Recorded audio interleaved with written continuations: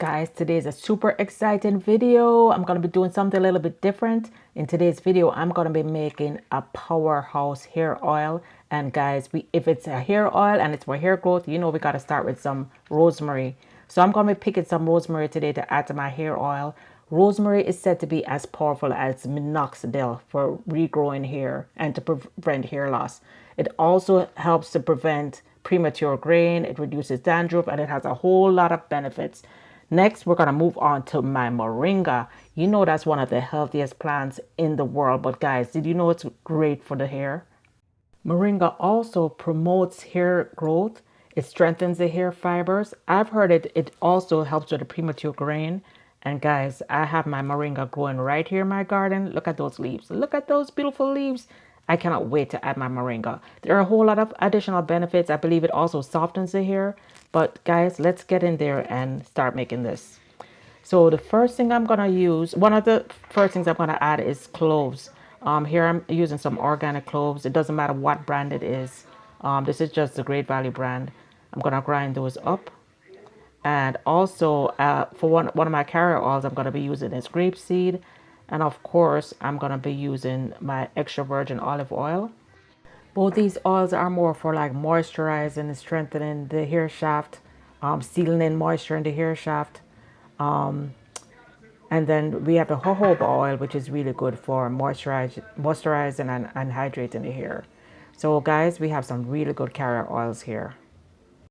So I have dehydrated my moringa leaves and blended them up. And you can see it's like this is the powder, the moringa powder.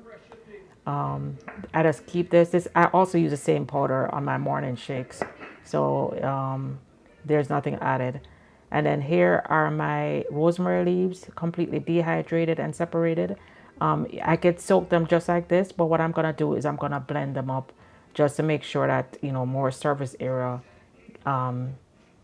gets touched.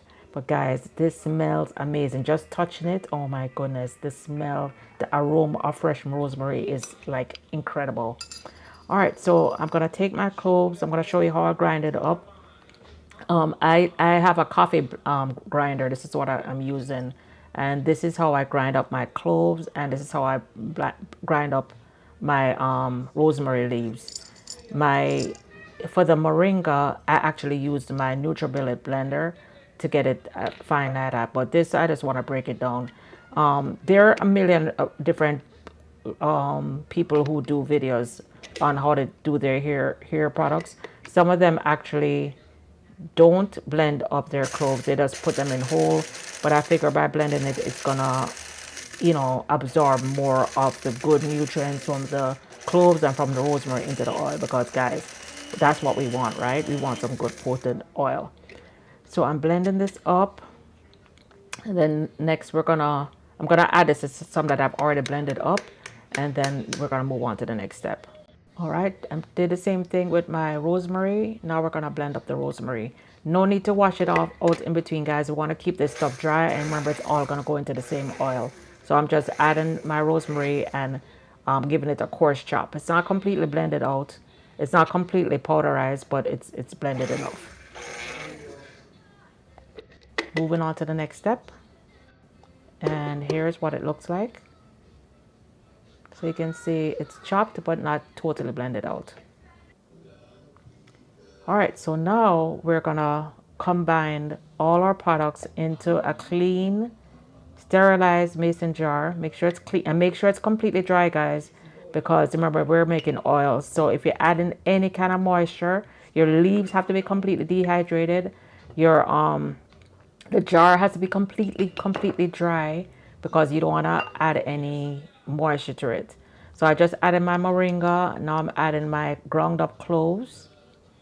And then next we're going to do the rosemary.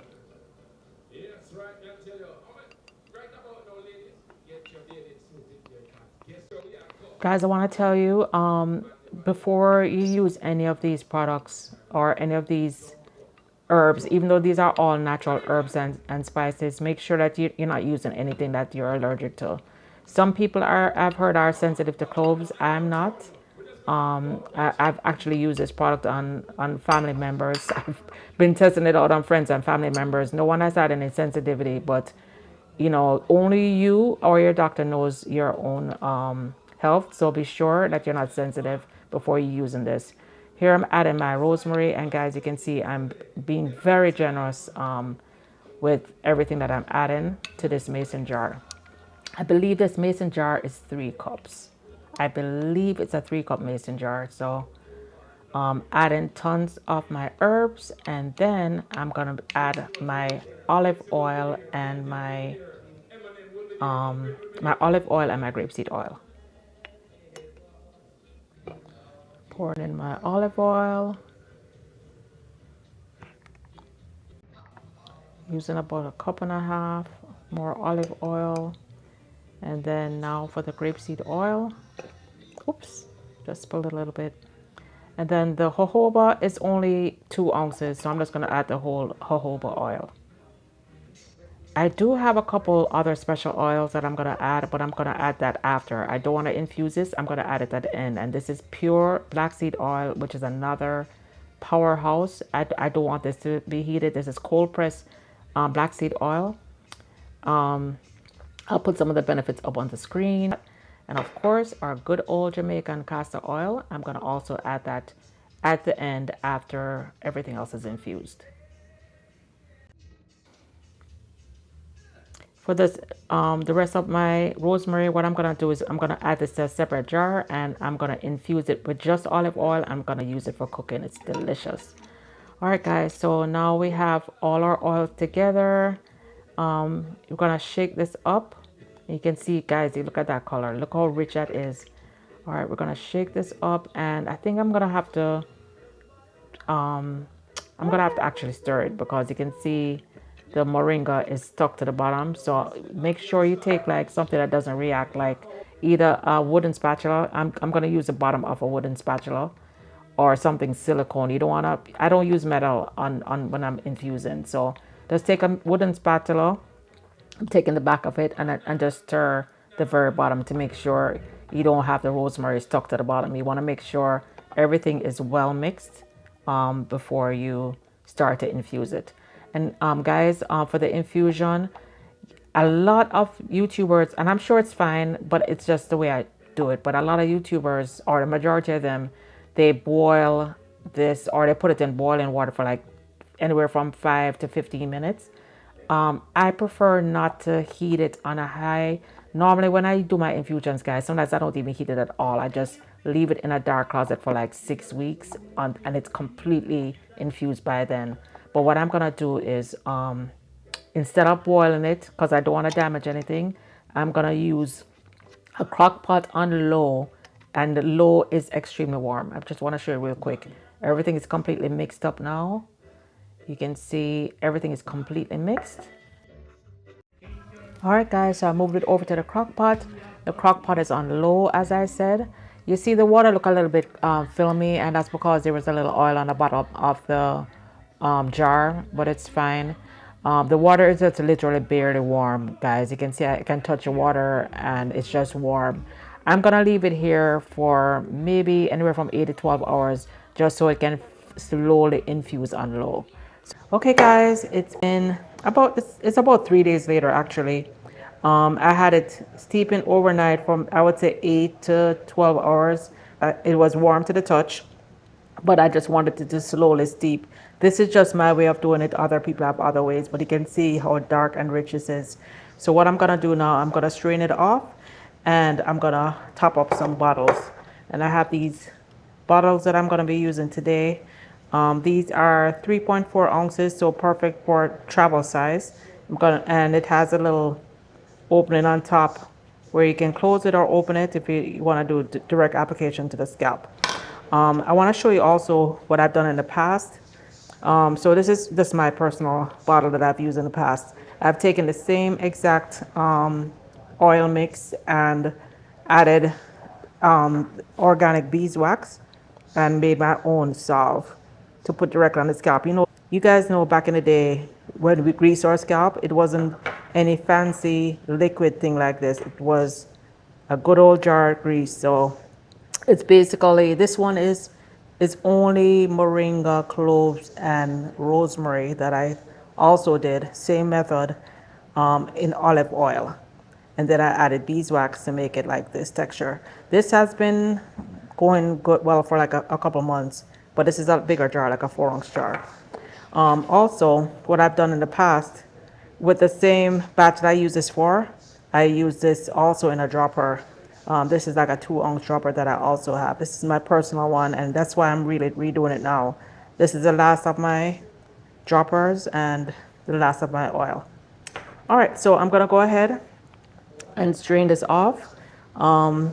I just bought some wig caps to use specifically for this purpose. The wig caps will cause it to be strained really, really well. I want to make sure none of the moringa or rosemary or anything is on there. You can use cheesecloth also, but this is pretty cheap. I don't remember how much I paid, but it's, I think, a dozen or 20, at a dozen or 20 wig caps for a really low price. So let's strain this and then I'll show you what it looks like. These wig caps are pretty stretchy. They can be stretched directly over the bowl and then just pour it into here. Or you can use a strainer, put a wig cap over the strainer or a cheesecloth over the strainer and then pour it in. Either way works fine. I noticed that my moringa is sticking to the bottom again, so I'm gonna give it a stir before I pour it in. Guys, this is what it looks strained out. I have all the rosemary and cloves and moringa in here, and I strained all the liquid into this bowl. Now I'm going to transfer it over into the, actually, now I'm going to add my black Jamaican castor oil and my black seed oil, stir it, and then we'll transfer it over. Let's do that.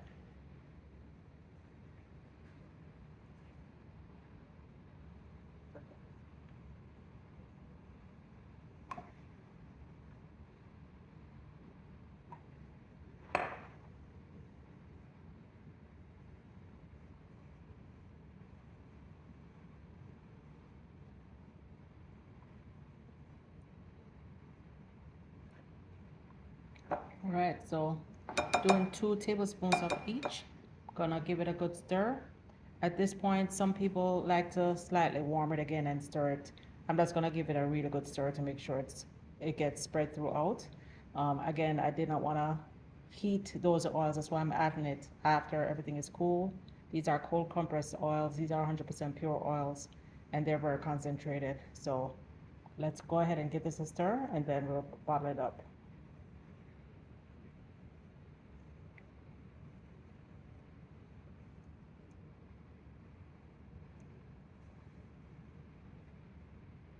Oh guys, so rich, so dark. So now I'm gonna use a clean funnel and funnel these into these bottles.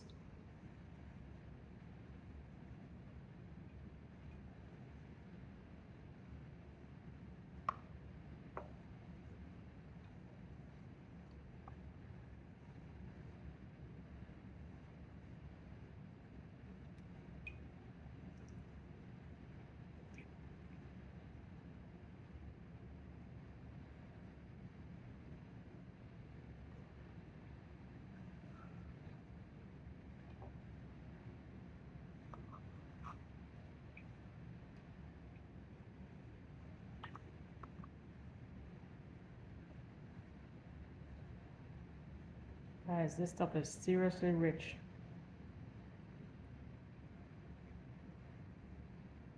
When you think about what you buy in the stores, never ever this color. You might see some green in it, but it's never this rich.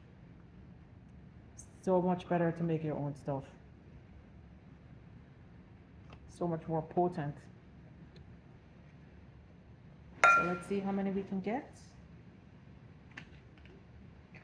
And there you have it. I have 7 here, but it actually would have been 8. I do have some more that I'm gonna set aside. I'm gonna actually top up my jar of hair pomade so I can refill it. I'm gonna use the rest to refill this. So I'm just gonna add some beeswax to it, um, melt it down, then add it so I can have more pomade. So let me show you what it looks like. I know this looks super dark, but it's actually green. Let me put a little bit in my hand. All right, let's see what it looks like. This is what the oil looks like. So because it has the applicator tip, you can just easily add it to your scalp and massage it in as needed. So guys, that's it for the video. Hope you enjoyed it. I'm gonna go wash my hair and put some of this oil in now so I can have nice, healthy, thick, growing hair. Till next time, guys. Bye now.